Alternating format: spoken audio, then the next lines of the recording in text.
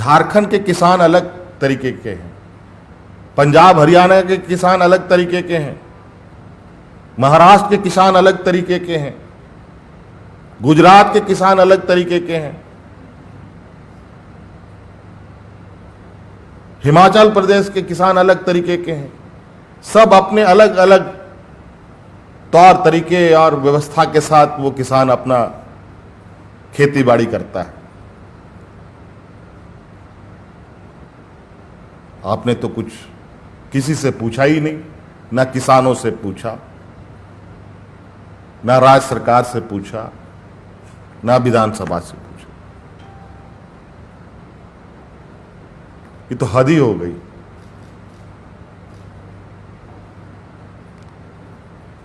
आप अपना जो केंद्र का विषय है उसमें तो जो करना होता है कर ही देते हैं, और जिसमें राज्य सरकार और केंद्र सरकार दोनों की सहमति जरूरी है उसमें भी नहीं पूछते, और जो पूरी तरीके से राज्य सरकार का विषय होता है उसमें भी आप नहीं पूछते। ये तो स्पष्ट रूप से तानाशाही है, गुंडागर्दी है। इसको हम लोग कैसे समझें, इसको हम लोग कैसे देखें?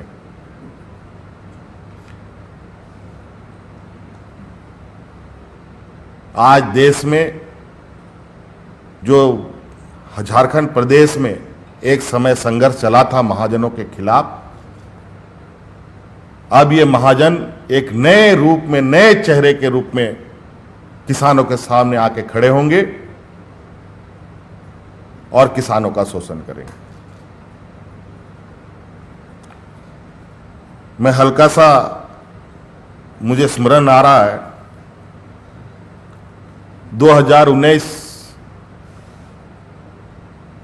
के लोकसभा चुनाव जीतने के बाद केंद्र सरकार, जब दूसरी पाली इनकी सरकार बनी, तो प्रधानमंत्री जी ने लोकसभा में एक लंबा चौड़ा भाषण दिया था। उसी समय से हमें कुछ अंदाजा हो रहा था कि जरूर कुछ एक नई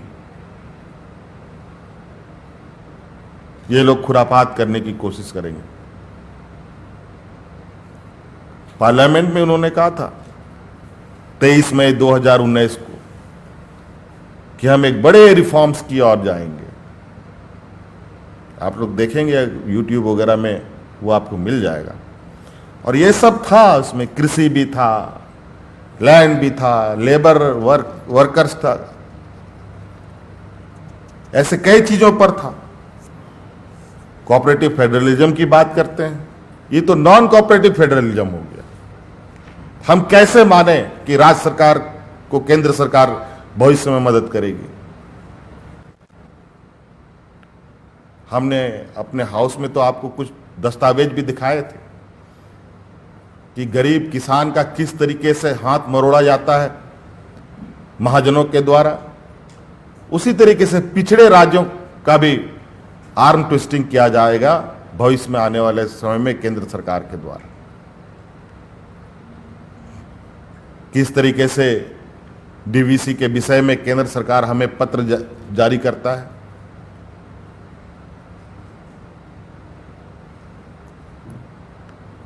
आज बिल्कुल, आज इस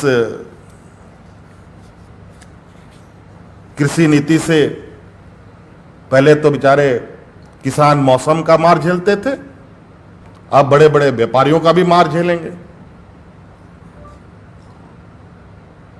कहां जाएगा ये अन्नदाता?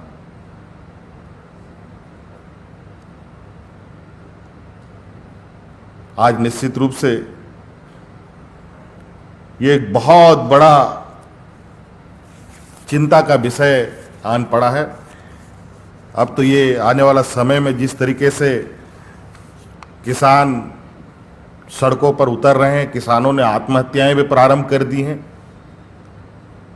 और इसका पूरा का पूरा श्रेय भारत सरकार को जाएगा, और सिर्फ अपने व्यापारी मित्रों को मदद पहुंचाने के लिए।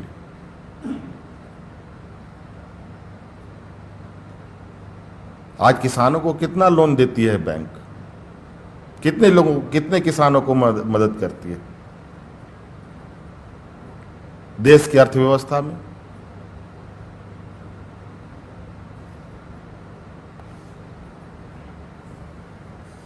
आज जमाखोरी को बढ़ावा देना, अधिक से अधिक आप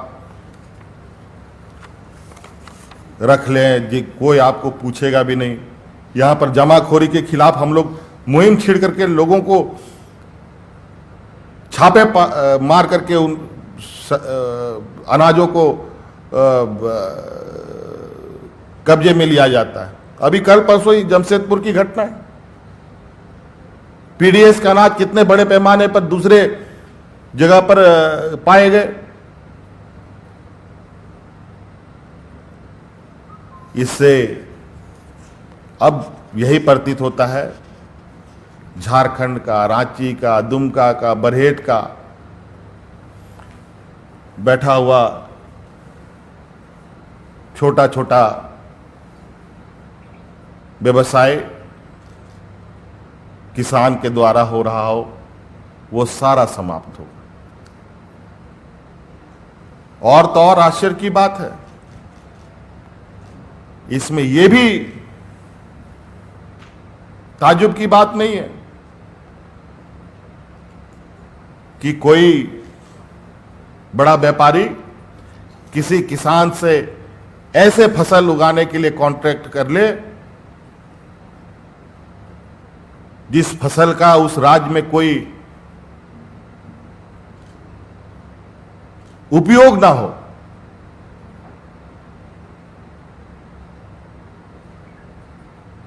हो सकता है वो अपने व्यापार के लिए उसको सहायता करेगा, पैसे देगा, अनाज देगा, बीज देगा, सारा कुछ देगा, और वो फसल कंपनी अपने उपयोग के लिए लेगा, और गलती से वो कंपनी किसी वजह से बैंकरप्ट हो गई, तब क्या होगा? उसका फसल कौन खरीदेगा? ये कहते हैं कि किसान को फ्रीडम है, कहीं भी बेच सकता है। पता चला ऐसा फसल उगा लिया बेचारा, वो कोई किसान उसका खरीदेगा ही नहीं। बहुत सारे सवाल हैं।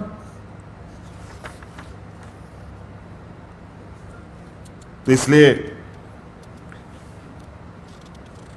ये किसान विरोधी नीति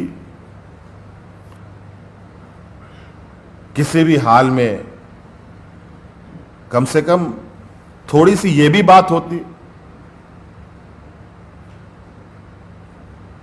अगर उन लोग, केंद्र सरकार को इतनी ही चिंता थी तो वो अपना एक कानून बनाते, राज्य सरकार को फिर सुपुर्द करते, जिनको लगता वो लागू करते, जिनको नहीं लगता नहीं लागू करते।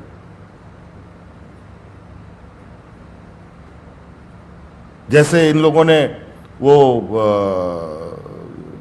इसमें बाजार समिति ना, बाजार समिति वाला कि मंडी वाला विषय था, उसने कुछ नहीं, उसमें कोई काम किया, राज्य सरकार के ही जिम्मे छोड़ा,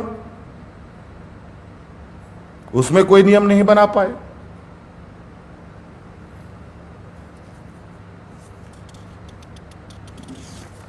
तो इसलिए ये ज्यादा अच्छा होता, हम लोग तो इस विषय पर आगे बढ़ रहे हैं, हम लोग तो ग्रामीण स्तर तक नाबार्ड और राज्य सरकार मिलकर किसानों को सही दाम मिले, इसके लिए ग्रामीण स्तर तक में सरकार एक आधारभूत संरचना तैयार कर रही है, और हम लोग इसमें लगभग 250 करोड़ रुपए का प्रावधान भी करने जा रहे हैं, ताकि वहां बिचौलियों की आवश्यकता ना पड़े किसानों को।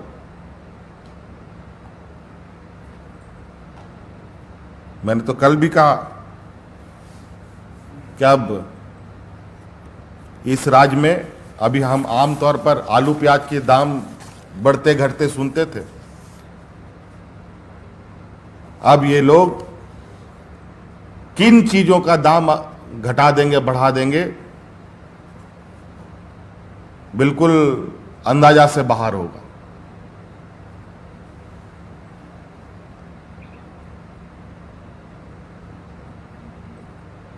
इसलिए एकदम हमें अब मानसिक रूप से भी तैयार रहना पड़ेगा।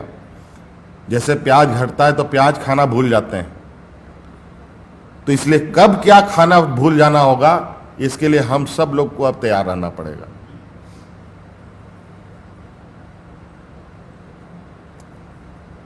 आलू प्याज पर ही हम लोग बहुत ज़्यादा चिंतित होते थे। हो सकता है कभी भिंडी खाना अचानक छोड़ दें, कभी पता चला कि बैंगन खाना छोड़ दें, कभी मूली खाना छोड़ दीजिए, ये स्थिति हो जाएगा। ये सरकार कहीं से भी इस राज्य के लोगों को आगे बढ़ने के बजाय आज कोरोना महामारी में जिस तरीके से अध्यादेश का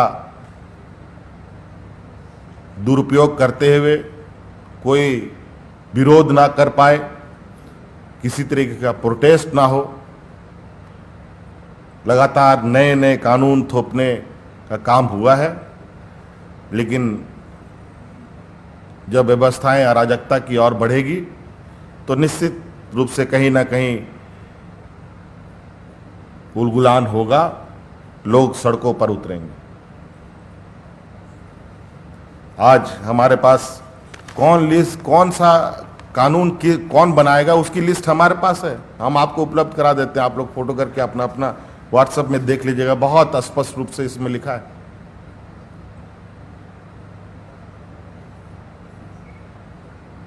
और बहुत आश्चर्य की बात, हाँ हो सकता है ये कोई बड़ी बात नहीं, ये अंदर अंदर मैंने जो पहले कहा कि इन लोगों ने बैकडोर से कुछ तैयारी पहले से कर रखी हो। क्योंकि ये भी, जब मैं एक बात अक्सर कहता हूं कि जिस देश का राजा व्यापारी होता है उस देश का प्रजा हमेशा भिखारी हो जाता है। ये मेरा कथनी नहीं है, चाणक्य जैसे विद्वान ने कहा है। धन्यवाद।